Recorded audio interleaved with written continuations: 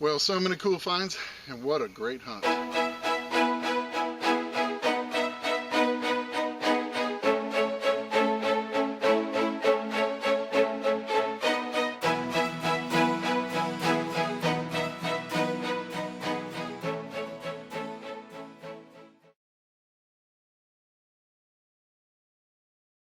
Well, welcome back to Finding America. It's really great to see you back here.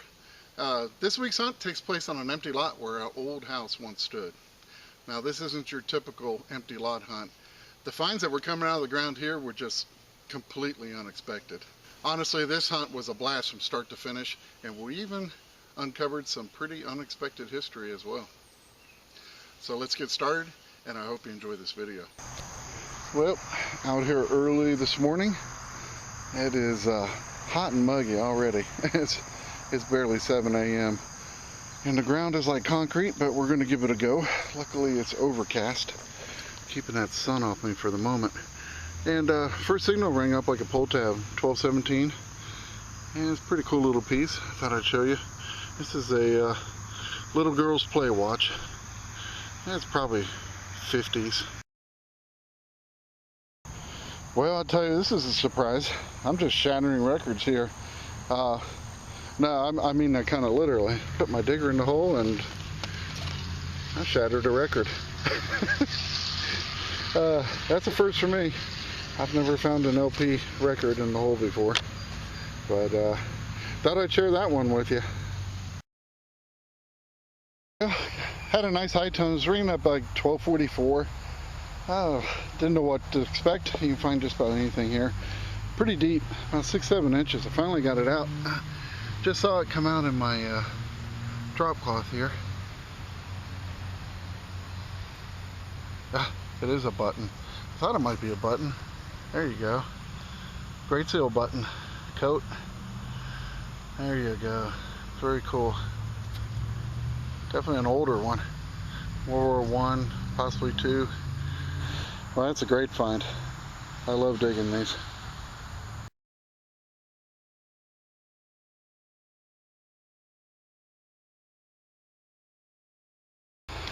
Well, this one took a while to dig out, and I did it mostly out of curiosity. But I got a 1243, decent high tone, penny, dime. I've dug down about 11 inches maybe, could be 12. All the way down this hole, and there it is. You can see it there. I had no idea what that was, so I kept digging it. I had to know what it was, so I finally broke it loose. It looks like the handle to an old refrigerator. Yep, I think that's what it is. Well, I'll tell you, never know what's going to come out of that hole next. Well, I think I just dug something pretty neat out of this hole, about 4 inches down. It's giving me a 1228, which most people don't dig those. I don't know, I like digging them in the 20s. A lot of tokens will fall in that range and just interesting things. A lot of garbage too, but not garbage this time. I just saw it. Check it out. It's got a little edge to it. Oh, that's awesome. Look at there. That is a leaf brooch. Oh, check that out. It's got a dogwood flower and then 2 leaves. That is awesome. Oh, that's nice. Oh, yeah. Curious to see how that one will clean up. Definitely has some age to it. So, very happy with that. And it just shows you. Go ahead, dig it all. Sometimes it's not garbage.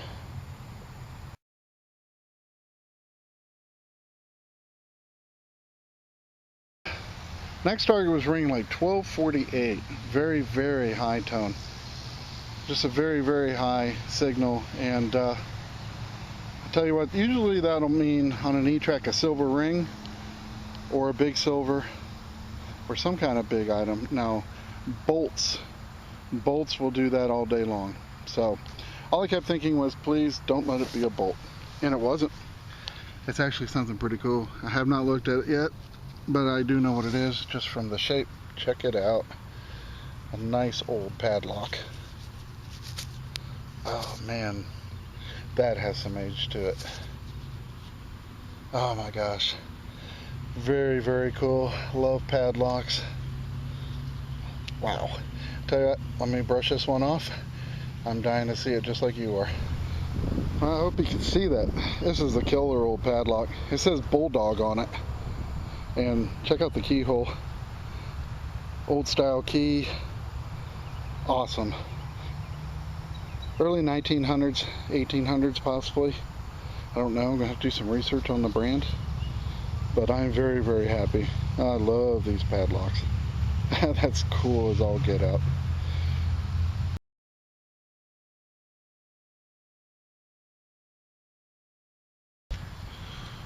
Well, I got like a 1233, 34, and pulled this out. It's pretty darn deep. But that is a wild piece of lead. So I tell you what, it just made me think of my buddy Loy. I think I'm digging with 7 today. What do you think? And if you haven't checked out Digging with 7's channel, you definitely need to. And because I found this, I'm going to go ahead and put a link to Loy's YouTube channel, and you can check out Digging with 7.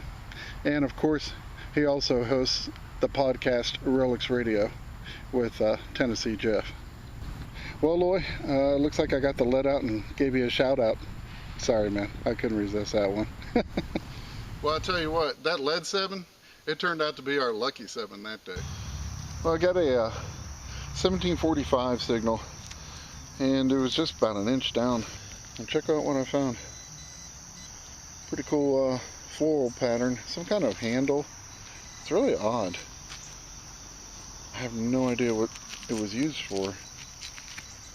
Obviously the handle snapped on the end there. Pretty interesting though. Well, next thing was a 1245. Nice high tone. I was hoping for a silver dime, but I got something interesting. Popped out with the dirt on my drop cloth here. Looks like the trigger to an old toy rifle. Pretty cool piece. Definitely has some age to it. And still moves. That's a pretty cool piece.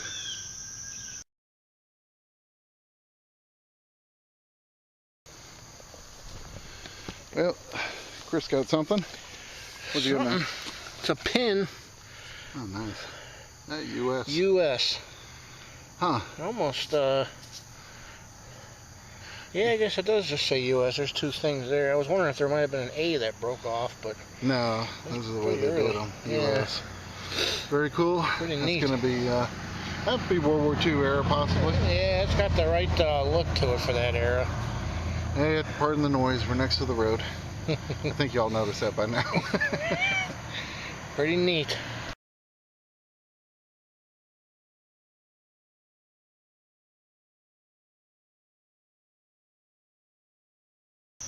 Oh, next thing was ringing 1242. Pretty decent high tone. Wasn't very deep. Popped the plug, moved the dirt around, and this is what came out. An old hinge. Pretty cool. Definitely has some age to it. The next signal was a 1228, about 3 inches down. Got it out of the hole up here, and another good indicator. A little piece of a harmonica reed. So definitely date this site to probably the late 1800s. So that's always a good sign. Well, still hunting in what was once the backyard of that old house. And I got a 1220, which is a little bit higher than a pull tab and a square tab range, but went ahead and dug it, and yeah, I got a gear here to a clock, maybe a pocket watch. I'm thinking clock though, with the extensions on it. It's gonna be a little big for a pocket watch. So pretty cool find. Another old item in the ground. Well, next thing was a 1231, 1232. Didn't have to dig down too far. Popped it out, and I got the inner mechanism of a pocket watch. So, cool find. There's definitely some old stuff in the ground here. I was getting a 1240. It's going to be in the weedy range. Tell you what, I dug down a little ways and I got a very cool little item. I don't have any idea what it is though. Look at this. I'll tell you what, it's old because look how green the patina is on that copper. That is pretty cool. I don't know if it's threaded or not, but very interesting item. Looks solid, doesn't have an opening on this end, which that kind of threw me. So, very cool. I'll get it cleaned up and see if I can figure it out. Nice little mystery item.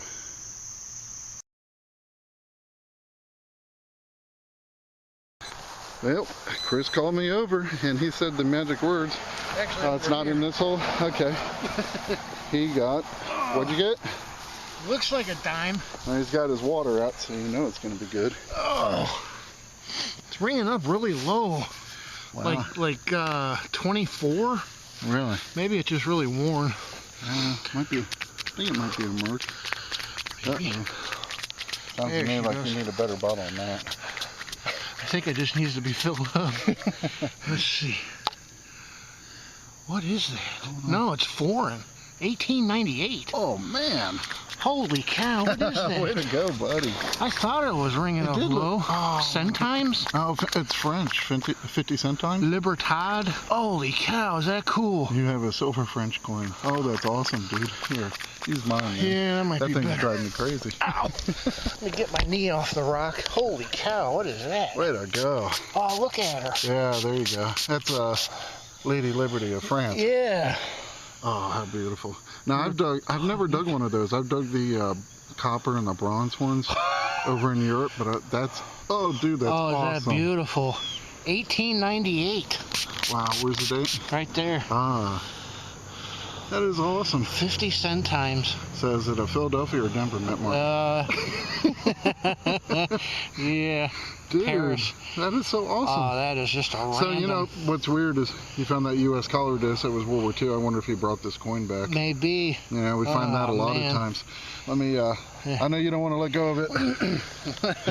Is that cool? Wow, it is worn thin, but it's nice. There you go, guys. How's that for a cool... That beats a Rosie. Yeah, it does. I saw it was readed, but I was thinking, man, that's ringing up low. How cool. Wow. It might have been ringing up low because, the lower silver content? Yeah, most of European coins weren't like the high silver content like ours. So. Yeah. But, buddy, that is awesome. Oh, yeah. Yeah. 121 years old, too. That's pretty neat, man. Awesome. Well done. Thank you.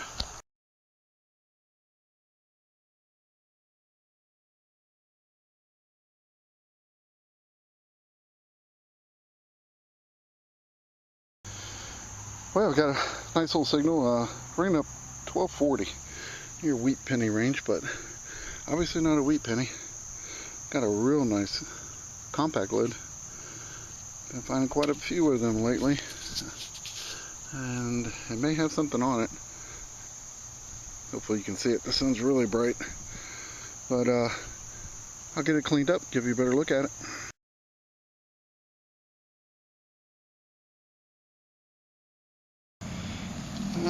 Alright, Chris came up with something else. Up under the pokey tree. Yeah.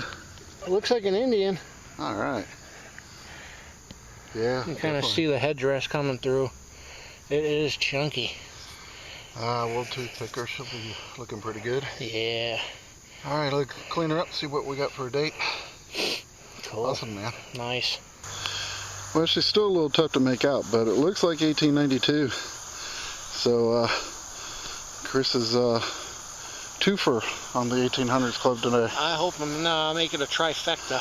Let's go for it all, man. Yeah. Barbara next. Yeah, that's what I was thinking.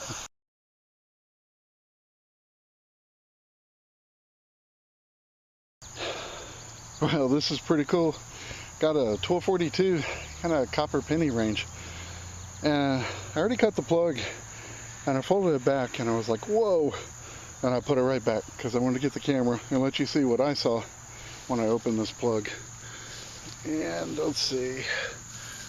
So I peeled it back and look at that.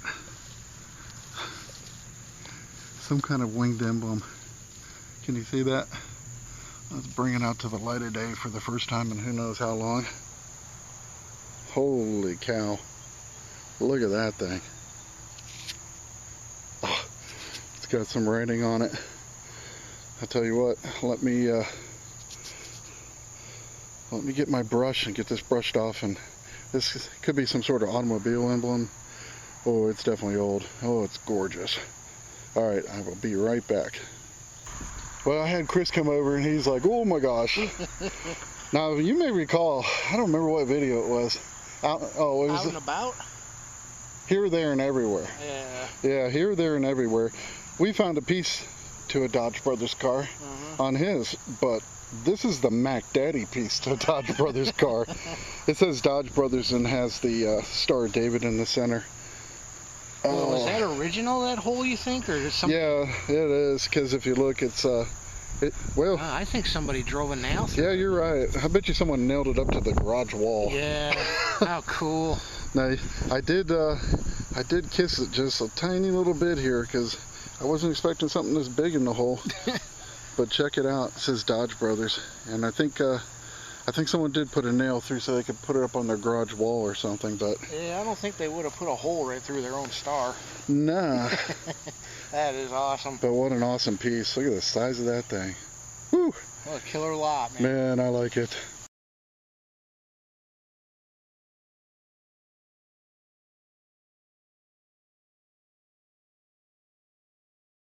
Now, many people wonder why the Dodge Brothers use a Star of David within their logo. Actually, it was never meant to be a Star of David, but two triangles, each representing a Greek delta, or the letter D, one for each Dodge, and then interlocked to symbolize their closeness as brothers. Well, as many of you know, when I make a find like that, I got to delve a little bit deeper. And what I found was pretty surprising. Those Dodge Brothers, they could have been a couple characters straight out of Dodge City.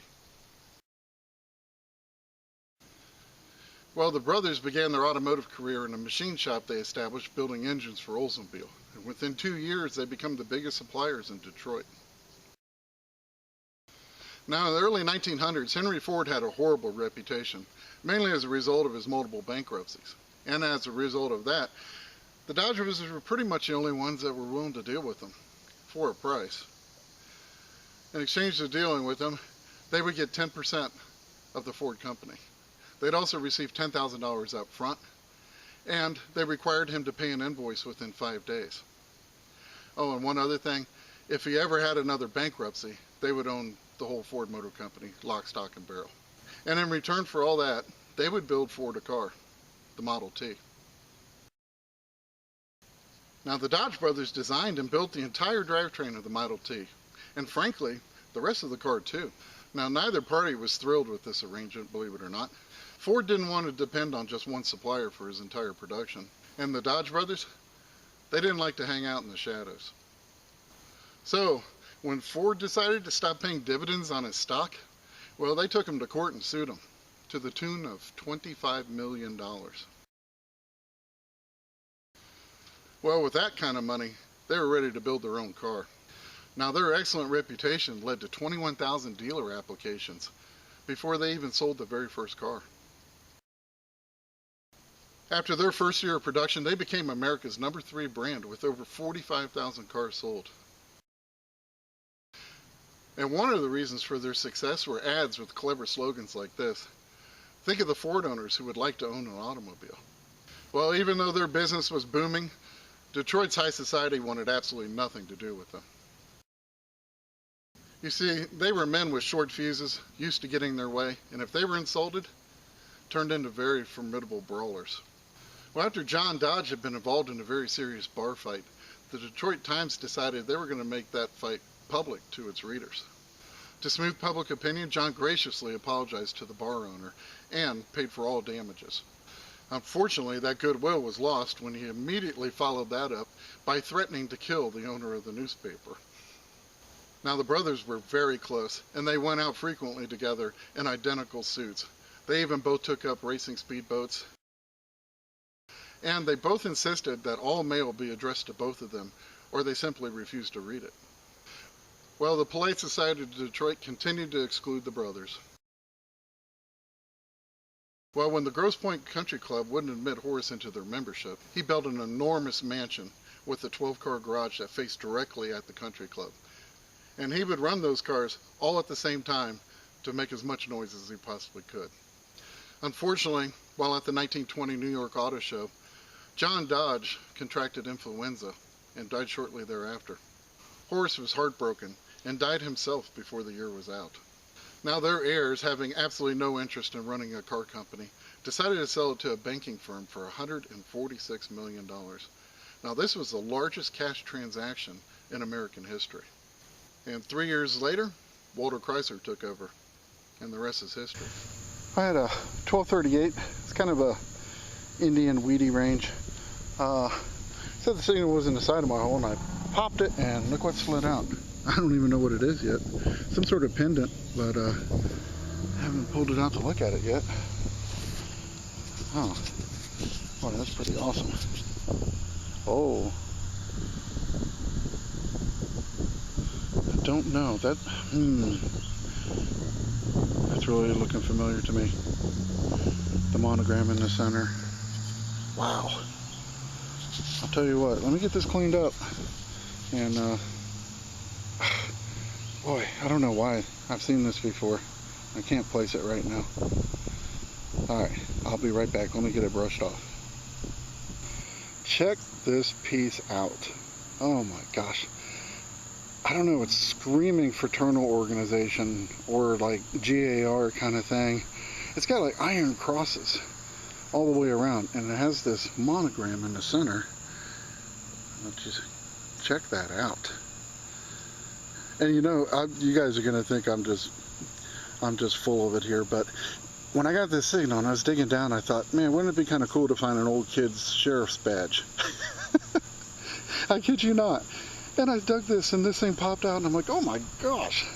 Yeah, but it's way better than a kid's sheriff's badge, I'll tell you that. But I should have been thinking, boy, I wish this was going to be a gold coin. I wonder what would have happened then. But I'll tell you what, that is amazing. Pretty plain on the back, but it's got to be 1800s or 1900s. I'm going to have to do some research on this, but what a killer piece. I tell you what, this lot is really, it's just been a ton of fun to dig.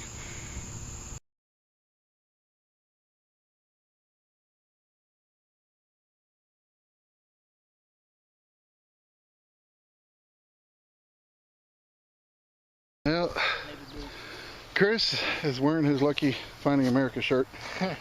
You know, we got to get a shameless plug in for those things. Oh, yes. It's working today though for the coins, man. Well, I'll tell you what, if you like the shirts, the link is at the top of the comments. I came over here and noticed Chris was inspecting something very closely, and then he gave me the V sign. It's right. I guess that was a V I threw up. I don't know. I thought it was like touchdown. Watch out what neighborhood you're in throwing those signs. Yeah. It's a V nickel. Sweet. And it looks like it's from the year of 1897.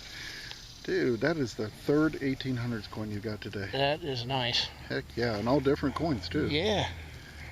Man. That's crazy. Just kind of blew by the Wheaties. And actually, well, I tell you what, that's going to clean up really nice, because if you guys can see that, where the date is super crystal clear. High profile. Hopefully I can get the rest of this stuff off of it. Yeah, awesome, man. Happy. Got yourself a V. Yes, I did. You were looking for one for a long time. Like last year, you couldn't find a V. Yeah, I wasn't I? He was trying to get the full set. He found a shield nickel. Yeah, he found a shield nickel. He got the Buffalo, the Jefferson. Silver Jeffersons. Couldn't find a V. Every time we went out, I found a V. He was about ready to kill me. This is before we started YouTube. Yeah. And every time I call him up, I said, dude, I got 2 Vs today. He's like, oh, shut up. So, finally got his V. Awesome. Well, we're both killing it today, man. Yeah, doing all right.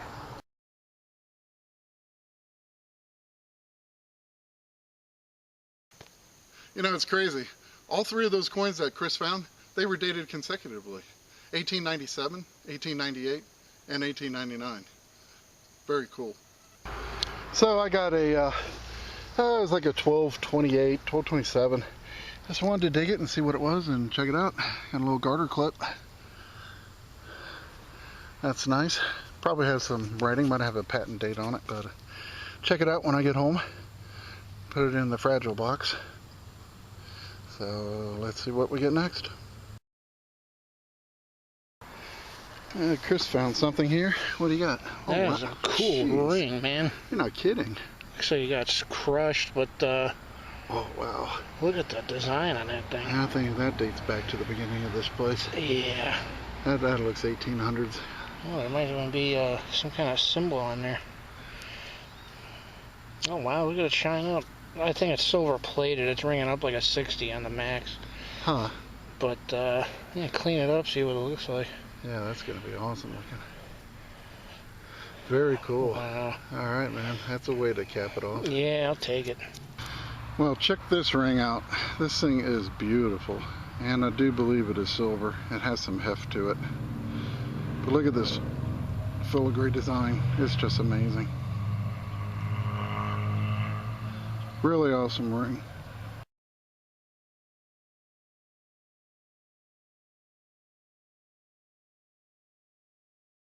Well, that was really a heck of a hunt, and I hope you enjoyed that one. Now, don't go away just yet. I still have some very cool historical photos to show you, and they'll be coming up in about 7 seconds. So, as always, remember, history makes that find a treasure, and I cannot wait to see you back here next week on Finding America.